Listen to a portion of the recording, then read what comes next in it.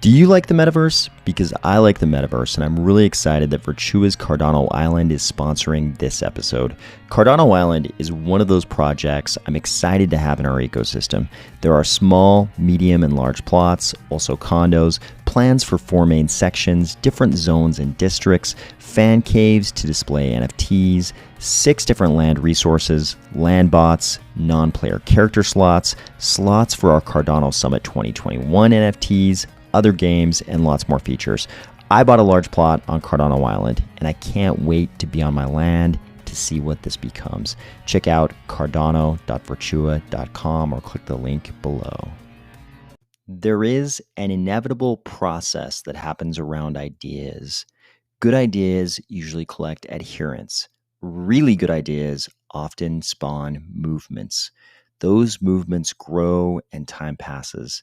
This point is important. Ideas and movements don't exist in a temporal vacuum. They move forward in time and encounter changing and fluctuating circumstances. Extremely good ideas, the ones that are universally sound, can adapt to those new conditions. The ideals of freedom and democracy and rule of law were just as compelling in 2019 as they were in 1776, as they will still be in 2176. We also see this in crypto. Haphazard architectures, frameworks, and networks, no matter how big the communities around them, eventually fall into political strife, conceptual civil war, and schism if the foundational ideas aren't universally sound and adaptable. Some of our competitors are experiencing the latter part of that timeline right now. Ready? Let's go.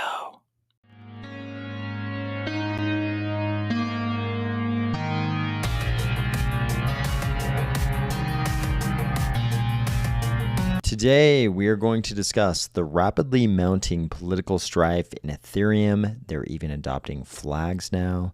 Some welcome and interesting news about possibilities for quantum resistance in Cardano. News on the Virtua land claim, the Pavia avatar merch drop, and Meta showing us that we're actually doing just fine in Cardano. If you're one of those people who wouldn't hesitate to go out and protest against an authoritarian regime, removing your freedom, democracy, and rule of law, or if you're finding value in these videos each weekday, please consider delegating to the Army of Spies stake pool, ticker AOS. If you thought I was exaggerating about the amount of political strife in the Ethereum community right now, check this out. These guys are actually adopting flags at this point. So what is this all about? So we can see down here, Eric Wall X account is asking people to retweet this symbol, the flag and the X, to show your support for a user-activated soft fork that will eliminate the stake of any entity that systematically engages in base layer censorship to comply with government regulation. This was actually a part of a survey. Here was the poll. Question for the Ethereum community. If a majority of stake chooses A in this poll, will you consider the censorship an attack on Ethereum and burn their stake via social consensus? That's the user-activated soft fork they were talking about. Or why tolerate the censorship? And that black flag with the X you saw, that was this first choice. Burning the stake of anybody who agrees to engage in the censorship required by the OFAC sanctioning of entities like Tornado Cash. If you've been watching this channel, you already know why this is a big problem. It's because of this chart. These are depositors on the beacon chain, and you can see 1, 2, 3, 4, 5 entities control the vast majority of the deposits on the beacon chain. This poster says, currently looks like over 66% of the beacon chain validators will adhere to OFAC regulations, and they cite the usual suspects, Lido, some exchanges, but going beyond the 66%, you can see it looks like just about 5 entities control something like 86% of the deposits. This is the big universally unsound condition that's having trouble adapting to changing circumstances. The centralization created by the current architecture of Ethereum as a proof of stake entity is going to create these problems. One of the central tenets of cryptocurrency was always decentralization. Ethereum has created this architecture that doesn't seem to promote decentralization, not in the same way we think about it in Cardano. Granted, it's just as bad, almost as bad, more bad, however you want to measure it. Its decentralization is also not good in Bitcoin. In Cardano, it's comparatively great. In Bitcoin, not good. And in Ethereum, super not good. This is going to create these kind of problems. You're going to have this political strife and this conceptual kind of civil war going on whenever you have this level of decentralization. Even if people are willing to tolerate the decentralization, it's going to create other problems, like these problems we see popping up right now with these OFAC sanctions, and whether or not these validators, these pretty centralized validators, are going to end up censoring the blockchain against the wishes of the everyday users. Here's how that survey actually turned out. They got 9,584 votes, and 61.2% voted in favor of burn the stake of anybody engaging in censorship. That was result X, the one with the black flag. Consider the censorship an attack on Ethereum and burn their stake via social consensus, that being the user-activated soft fork. But if you look at the rest of the results, 61% sounds pretty, that sounds like, a pretty good majority. But if you think about this poll, 9.3% were like, nope, don't burn their stake. Let's tolerate the censorship. Then you've got another about 30% who just hit show results. So you've got, almost 40% of the poll not willing to say, let's burn their stake. And you have to remember, these are just Ethereum users who are so active in Ethereum that they were actually on Ethereum Twitter, following an Ethereum maximalist and willing to vote in a poll like this.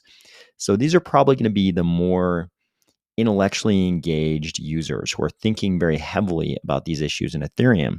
They're not necessarily the average Ethereum user. So we kind of have to guess on a couple things. These show results people, which way would they have gone if they had to? And what about the people who aren't paying attention to Ethereum Twitter polls, the average Ethereum users? Which way would they have gone? Are they going to want to burn the stake of anybody engaging in censorship? Or are they just going to tolerate the censorship because they're mainly sensitive to financial issues, not to conceptual, intellectual, philosophical ones? Interestingly, even Vitalik voted in favor of burning the stake of anyone adopting the censorship position. Even he is hoisting up the black flag. Let's assume for a second that these results are correct. This poll actually represents the feelings of everybody in Ethereum. And granted, users aren't necessarily what in the proof of work context we would call hash rate, maybe post proof of stake we would call validation power or something like that. But let's say this represents the entire ecosystem. 61% of people are willing and ready to censor, to slash anybody engaging in censorship. How does this actually look? It's definitely looking like those large validating entities, Coinbase, Kraken, Lido, Binance, they're probably going to be able to pass the buck on this because Ethereum has this whole middleware layer that is dominated by flashbots. And they're producing these bundles of transactions that the validators are then committing to the chain, but Flashbots is bundling together those transactions, and they're dominating that middleware market. And here we see Flashbots has already confirmed. We saw it in the code yesterday, people pointing out code commits by Flashbots, and here we see today, Flashbots censorship confirmed. Flashbots Relay and Builder are OFAC compliant today and will be OFAC compliant in the future.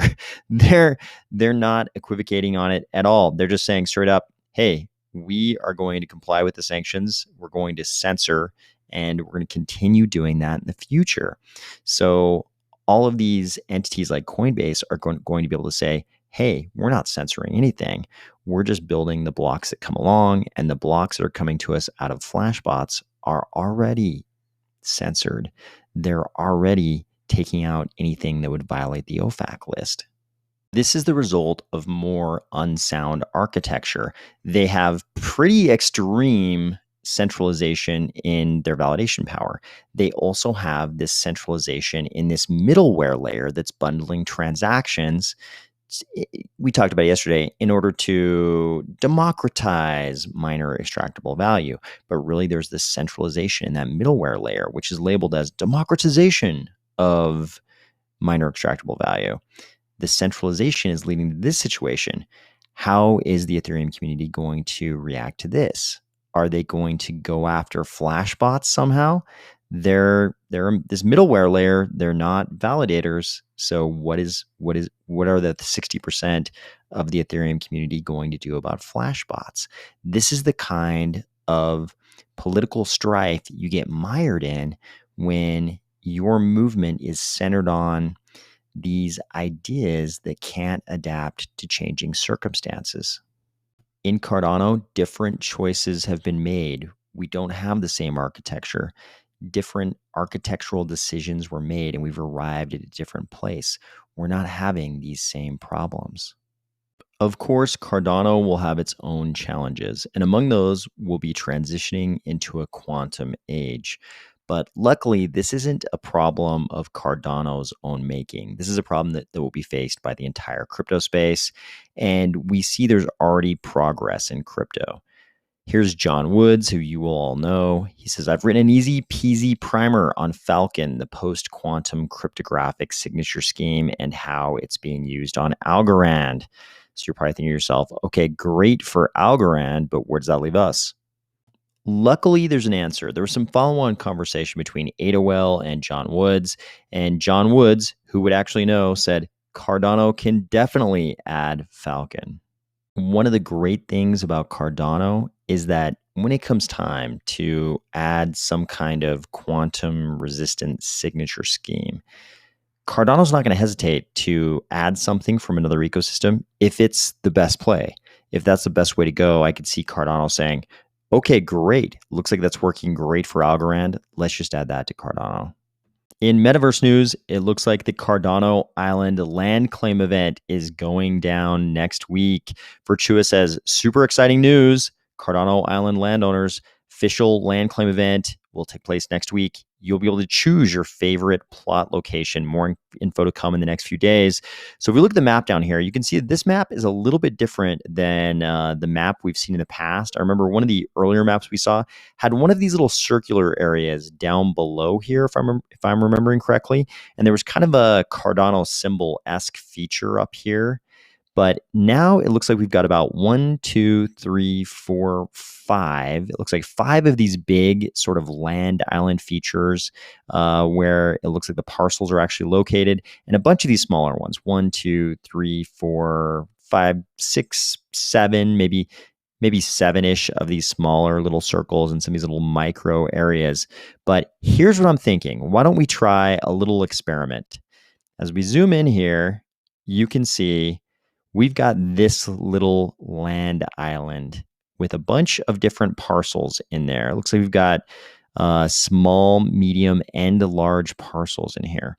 Why don't we try to make this our little Army of Spies enclave? I have no idea how many people in the Army of Spies have plots in Cardano Island, but why don't we try to put our plots over here? This may turn out to be a terrible idea because there may be enough people that, and you might be quicker than me, so I might actually get pushed out of this area. Maybe I'll end up over here because this area will fill up too quickly. But if you're interested, I think I'm going to try to get my plot either in here or as close to here as possible if too many other people are too fast. So if you'd be interested in coming over here and forming kind of a little Army of Spies enclave within Cardano Island, come on over and we'll see if we can have some fun. As we get closer to launch in some of the other metaverse projects, I'll probably also reveal the locations of the Spy Beach in Pavia. There's another Spy Beach in Ada Realm.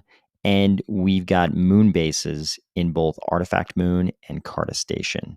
Eventually, I'll reveal at least the approximate locations of those parcels. Pavia also has a claim of sorts going on right now. They say, as part of our ongoing efforts to keep giving you more, all Pavia NFT landholders can now claim their OG Ready Player Me avatar merch at merch.pavia.io. The cost per item is only 4 ADA plus a very small Cardano network transaction fee. You'll even get some ADA back. And here is a little preview of some of the merch. It looks like there's hoodies, shirts, and hats. If we follow the link over here, you can see there are multiple different colors of this gear, and they explain some of the conditions of grabbing this gear. It looks like there's a 5% royalty attached, and you have to have your assets in a smart contract enabled wallet. You can move it back to cold storage afterwards if you want to. And they've got a bunch of other FAQ type questions over here if you would like to explore any of those. I know some of you are somewhat critical of the progress being made in crypto metaverse projects, but check out this post. Meta, that's Facebook, formerly Facebook, Meta spent 10 billion on their metaverse in 2021, and this is what Zuck posted today. Stop complaining. I had to go to Zuckerberg's Facebook account and check. He actually did post this week. This is the kind of thing that Zuckerberg is pushing out in relationship to an announcement that the metaverse was coming to France and Spain, I believe. This is the level of graphics he's comfortable putting out this week in 2022. I would say our Cardano metaverse projects are doing just fine if this is the kind of work product that Meta is able to produce with a $10 billion investment. I hope you're having a great week, and I'll talk to you soon.